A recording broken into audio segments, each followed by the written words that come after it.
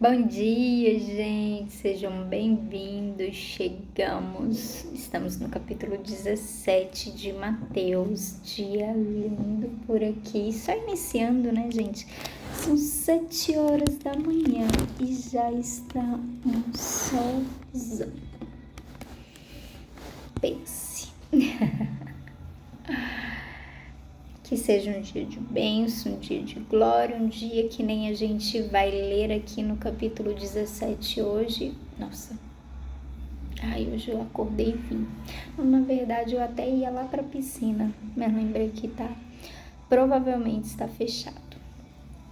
Então, vocês vão me ver com essa cara de sono, com esse cabelo bagunçado que não tá dando jeito. Vocês me perdoam? Eu vou voltar a me arrumar. Mas vamos lá. Mas eu sabia que eu estaria assim. E eu falei, Deus, mas que o Senhor se apresente para nós. Como o Senhor se apresentou para Mateus, ou para Pedro, João e Tiago. Naquele monte da transfiguração, que é o que a gente vai ler hoje. Sabe, que mais do que eu, vocês possam ver a luz de Jesus brilhar, não somente neste momento de leitura da palavra, mas no dia de vocês, na vida de vocês, nesse ano, nesse mês. Enfim, que nós possamos ter essa revelação de Jesus, não somente com os nossos olhos naturais, físicos, mentais, mas com o nosso coração. Que tudo em nós se abra assim, sabe, para esse mundo espiritual e que nós possamos ver a beleza de Jesus e nos apaixonarmos cada dia mais por Ele, amém?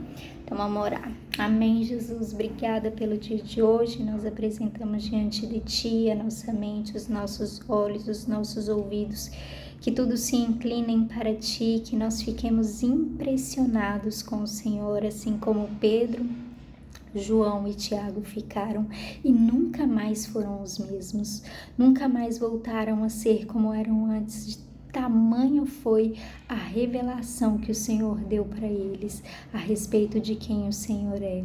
Então, em nome de Jesus, nós te pedimos um pouquinho só dessa revelação, Deus, no nosso coração, sabe, Deus, no nosso emocional, Pai, mais do que nos nossos olhos físicos, mas nos nossos olhos espirituais. Em nome de Jesus, abre a visão de cada um aqui, Deus, para que possa te ver no dia de hoje, formando, Deus, os dias, os meses, os anos de cada um, Deus, de acordo com os teus propósitos, os teus princípios, em nome de Jesus.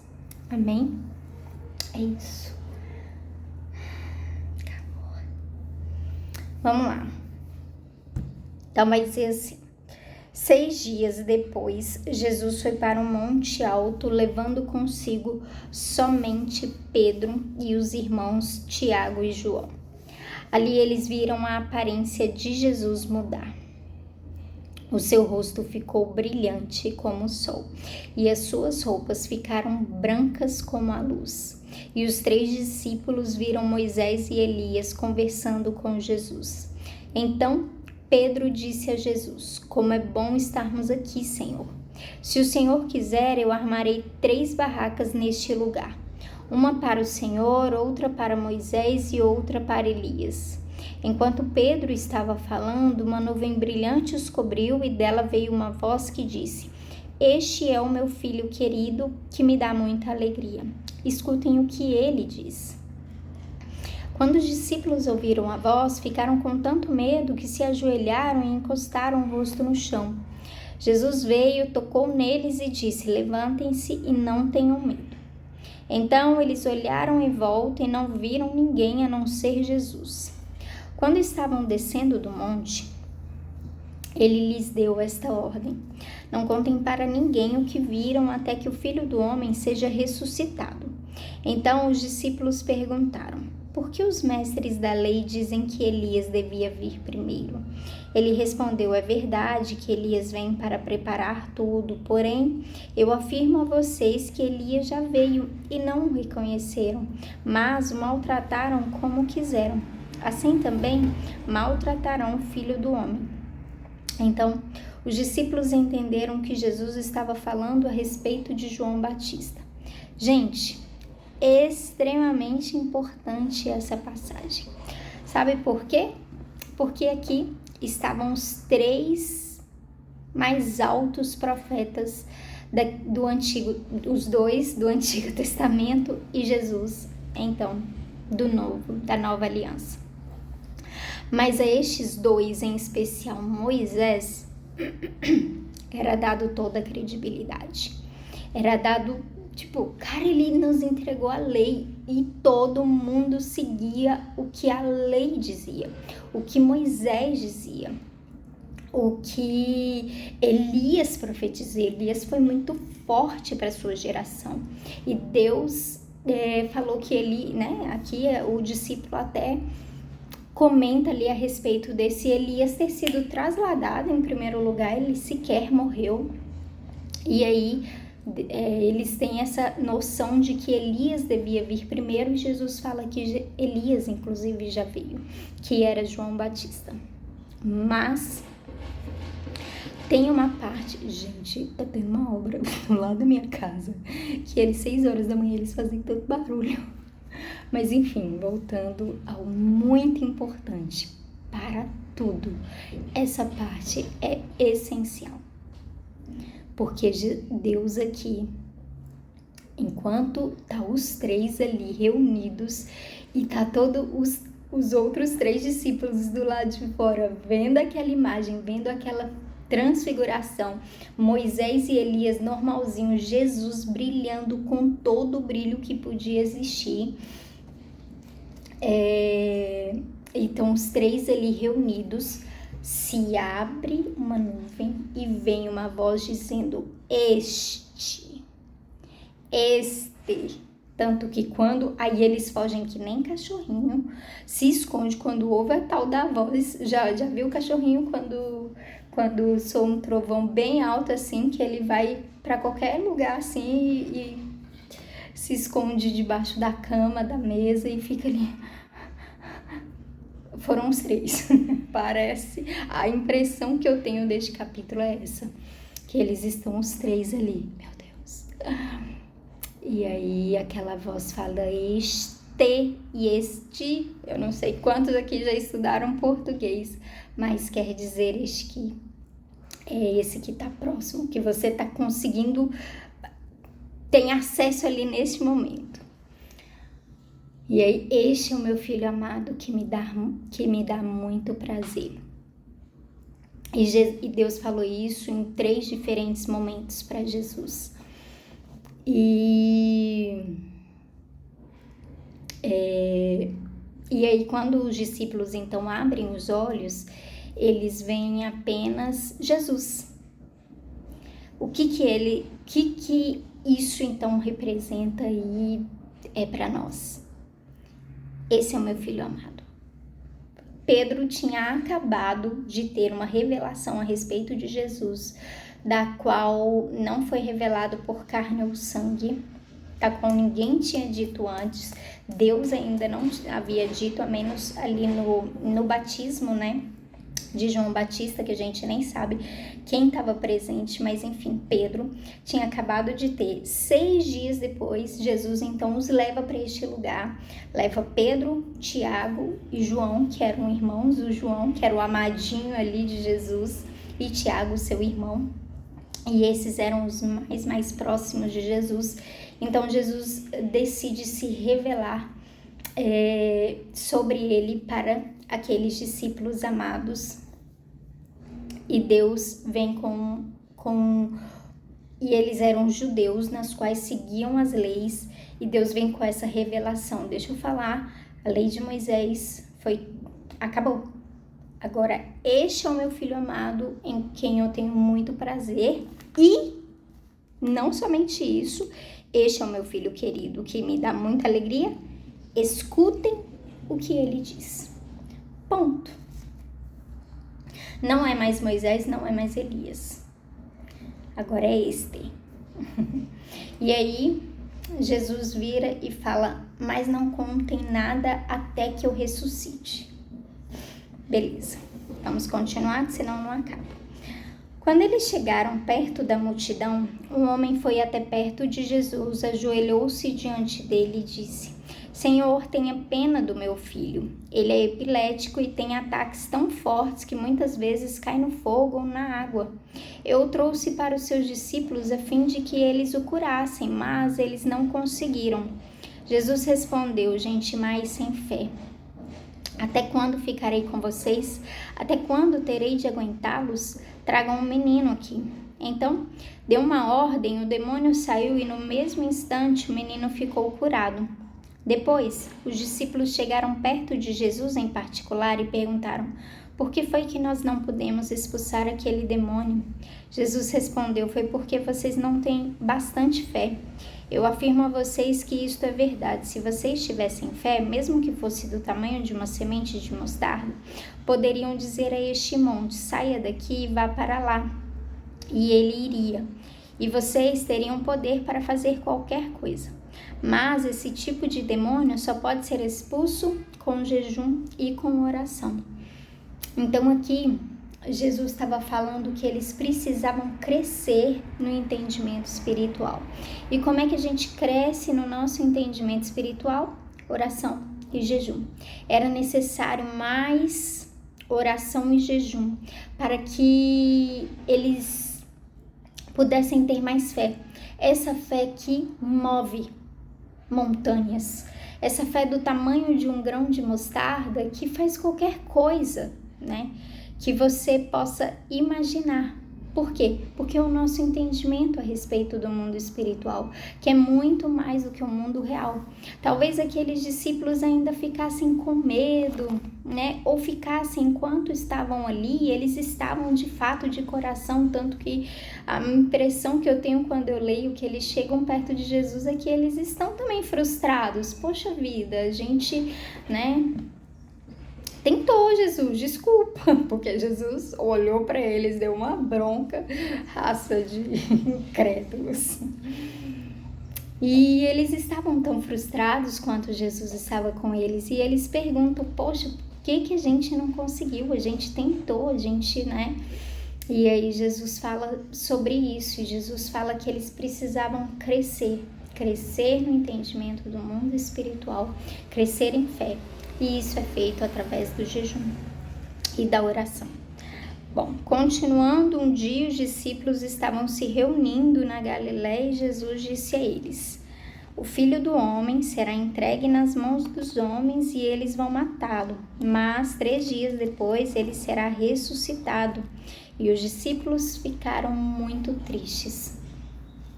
Então, mais uma vez, a gente viu no capítulo passado, Jesus falando a respeito da sua morte e da sua ressurreição. Por que era tão importante Jesus falar tantas vezes? Pode ver, várias vezes Jesus vai falar ainda. Por quê? Porque a mente dele não estava preparada para aquilo. Eles sequer entendiam. Uma hora, eles não entendiam o que Jesus queria dizer. A outra hora, Pedro vira e fala: de jeito nenhum isso vai acontecer com o Senhor. Aí agora eles ficam tristes, eles estão começando a entender, eles estão começando a perceber. E Jesus está falando cada vez mais claramente: poxa, aquele pelo qual, sabe, nós largamos tudo e seguimos, como assim? Como assim isso, sabe, agora o Senhor vai morrer, ressuscitar, e aí eles só pensam no morrer até então, né, gente? Que ressuscitar nem era, tipo, apesar de Jesus ressuscitar Lázaro, não era uma coisa comum, não era uma coisa normal, não era uma coisa entendível. Vai ressuscitar para quê, né? Bom, e Jesus está só preparando. E aí no versículo 24 vai dizer: quando Jesus e os discípulos chegaram à cidade de Cafarnaum, os cobradores do imposto do templo foram perguntar a Pedro: o mestre de vocês não paga o imposto do templo? Paga sim, respondeu Pedro. Depois Pedro entrou em casa, mas antes que falasse alguma coisa, Jesus disse: Simão, o que é que você acha? Quem paga impostos e taxas aos reis deste mundo são os cidadãos do país ou são os estrangeiros? São os estrangeiros, respondeu Pedro. Certo, disse Jesus.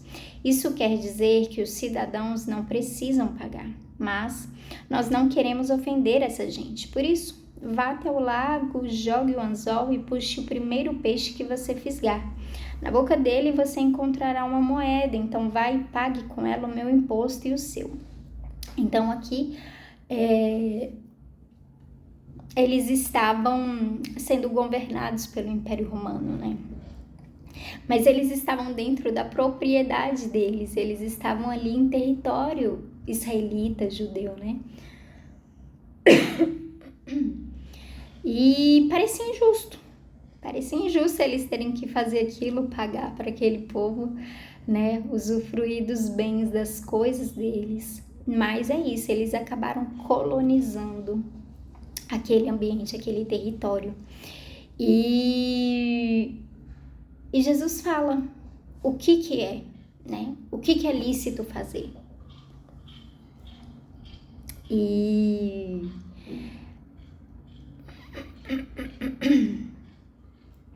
não, calma. Paga taxas e impostos ao rei deste mundo. A conversa começa falando ali sobre a questão do templo, né? E aí depois Jesus vem e entra nessa questão das taxas e dos impostos deste mundo.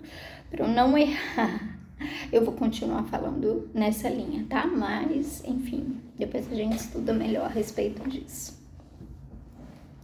Então, mas o que Jesus quer ensinar? Cara, independente se é certo, se é errado, e a gente tem que fazer. A gente não vai armar uma revolução em relação a isso. A gente não vai... Eu não vim para brigar. Mas deixa eu te falar, quem crê em mim, quem andar nos meus princípios, vocês vão conseguir. Vocês vão ter a provisão para isso. Então, Pedro, deixa eu te falar, volta lá, vai pescar, que é o que você já sabe fazer. Pesca um peixe, abre a boca, que lá dentro do peixe já vai ter a provisão necessária. Um peixe só. Não vai precisar nem gastar muito esforço. Meu tempo se esgotou. Talvez eu fale um pouco mais sobre isso no meu Instagram ou na nossa comunidade online. Eu escolho Cristo todo dia, te convido a fazer parte e darmos prosseguimento a essas conversas, né? Então, é isso. Meu tempo não se esgotou muito não, dá tempo ainda de falar. Então vamos continuar, porque faltam 3 minutos. Mas é isso, gente. Sabe, às vezes a gente tá se desgastando demais com a política. Sabe, quando a gente devia estar crescendo no mundo espiritual. Às vezes a gente tá dando muita vazão em relação a coisas que Jesus vai prover, vai providenciar, vai organizar. Sabe, o governo deste mundo pertence a este mundo. O Senhor está acima e sobre todas as coisas. A gente vai precisar se baixar e se curvar algumas vezes. Jesus aqui, ele tem falado muito a respeito disso, né? Sabe, no capítulo anterior a gente vê ali essa questão de se você quer ganhar a sua vida, você, né, perderá então a sua alma. Então, quantas vezes a gente está tentando ganhar este mundo, né? Ganhar este mundo e ganhar este mundo para o mundo, né? Ganhar a gente ganhar o mundo, né? A gente ganhar o mundo, pessoas para Deus. Mas a gente está tentando ganhar o mundo. E este mundo é este mundo. A gente deve se preocupar e elevar os nossos pensamentos para o alto, para as coisas que são do alto, para as coisas que Jesus pede e pensa, né, a respeito do mundo. Sim, Ele quer o reino do céu na terra, Ele quer manifestar isso, mas não da maneira que a gente entende, não da maneira que a gente acha, não da maneira que a gente quer brigar. E aqui Ele dá prova disso, né? E durante toda a passagem de Jesus na terra, Ele dá prova disso. Por quê? Porque em nenhum momento Ele veio como o povo esperava que Ele viesse, como Davi, um guerreiro que fosse libertar aquele povo daquelas daquelas, né, daquele governo, daquele império romano ali na cola deles. Não, Jesus veio para nos dar uma libertação muito mais além daquilo que a gente tem buscado aqui nessa terra, que é a libertação da alma, do espírito, sabe? E não há nada melhor viver do que assim como Jesus nos ensinou. Então é isso, agora sim, acabou o meu tempo. E qualquer coisa a gente conversa mais por esses 2 caminhos, né? Plataformas aí que eu vou deixar aqui na descrição. E aí você segue lá. Deus abençoe. Tchau, tchau.